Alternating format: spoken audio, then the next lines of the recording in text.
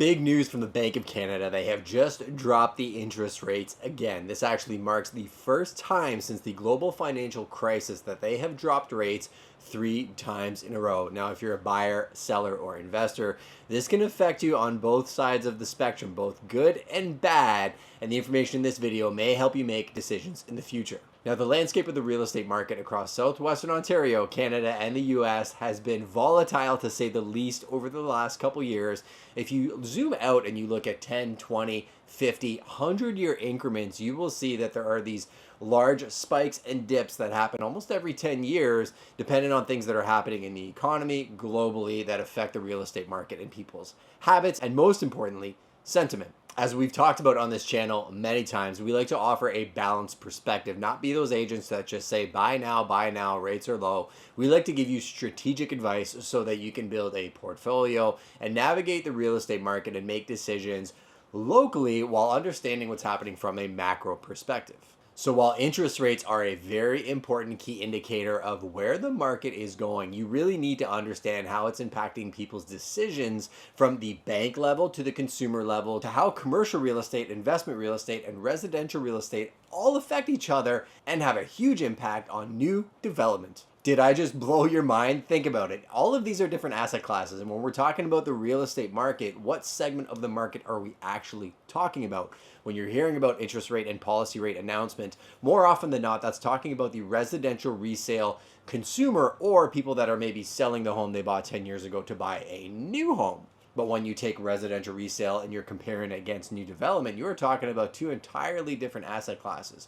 You're talking about potentially a seller who bought a house 10 years ago in an area like Byron, and maybe they paid in the 300,000 or 400,000, and at the peak that house maybe was worth 1.2 million. Now that same house might be worth $750,000 to $900,000 for a resale home that maybe needs some renovations. But the consumers are happy to pay that because they know Byron's a great neighborhood to get into.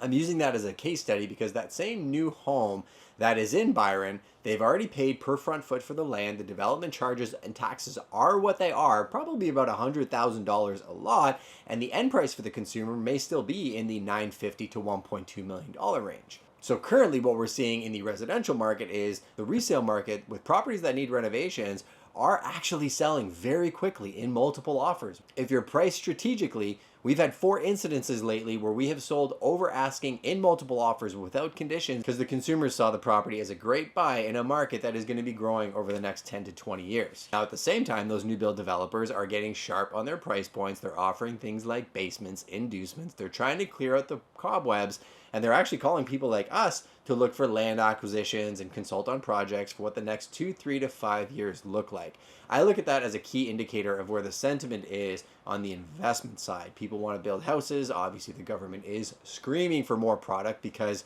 so much came offline. So many people need new houses. We're going to be in another housing crisis if we don't ramp that machine back up. But people behind the scenes are already having those conversations. So I think there's an opportunity right now to get into new development homes at prices you're probably not going to see in the next 10 years because the builders are hungry and they're looking for ways to keep their teams busy and keep building great product. I'll touch on one more point on the new dev side, then I'll get back to the policy rate. On the new dev side, we're also noticing builders are shifting in terms of the product. Instead of building 3,000 to 4,000 square foot luxury homes, a lot of them are going to attached townhomes, bungalows, depending on the communities that you're building in, because we're trying to provide affordable product for entry-level consumers. I think this is going to be great for the first-time home buyers. As rates drop, those buyers are going to be able to get into a product and then level up their purchasing. Similar to the first houses that I lived in and many of the buyers that we sold their first houses to, they started in the low $100,000 to $200,000 mark, and they worked their way up over 10 to 15 years into the houses that they now have. Now, with lower interest rates, you may think this is the perfect time to jump into the market,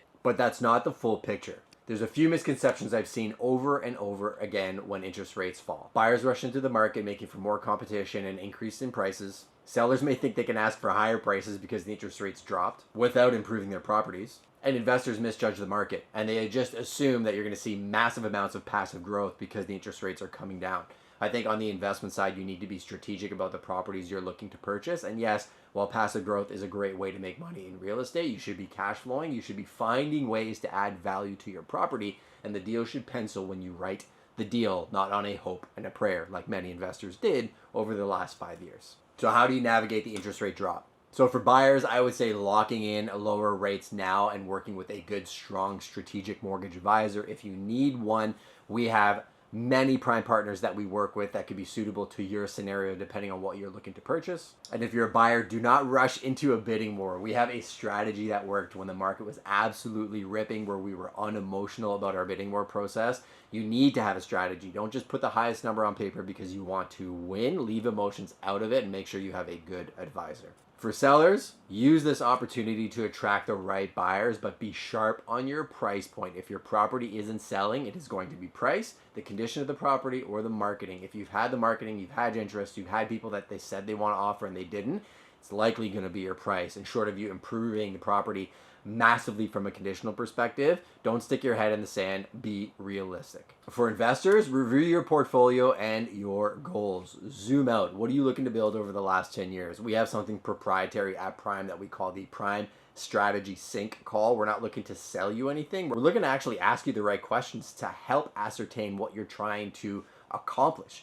Prime's got the advantage of doing focused diversification, which is we do residential, commercial, investing, agriculture, because we sell the agriculture land to the developers. We know where the money's going. Our commercial team is top shelf, works with some of the largest mandates in Southwestern Ontario, if not Canada, so we know where to put the investors and the residential purchasers. So if you want to set up one of those calls, we're happy to do that for you. And I guess last but not least, if you're watching this channel, you want access to things like our Prime Masterminds, our live podcasts, or our off-market deal lists and the email templates, just click the link below. We will connect you with our real estate concierge, and you'll actually talk to a real human being to help you locate an agent anywhere on the planet, one of our prime partners. We have one of the best networks you can imagine. And also we'll take feedback. If you put it in the comments, we'll make modifications to the content we put on this channel. We'll put out videos for you on topics you want discussed. Let me know what you think the interest rate drop is going to do to affect the marketplace. I do think it's going to keep bringing more and more buyers back. I can sense that we have seen an increase in activity over the last couple weeks.